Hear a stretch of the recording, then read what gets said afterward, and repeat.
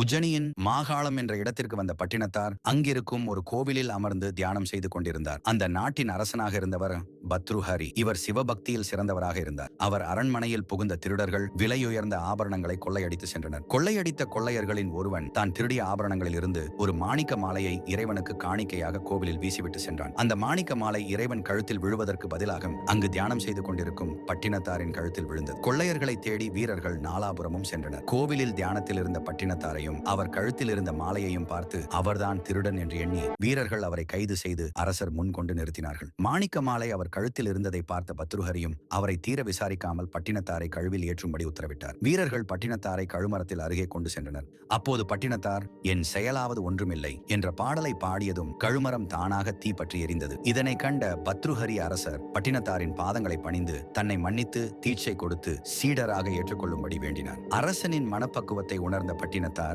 அவருக்கு தீட்சை கொடுத்தார். பத்ருஹரி அரசன் பட்டினத்தாரின் சீடராகி பத்ரகிரியார் என பெயர் பெற்றார்.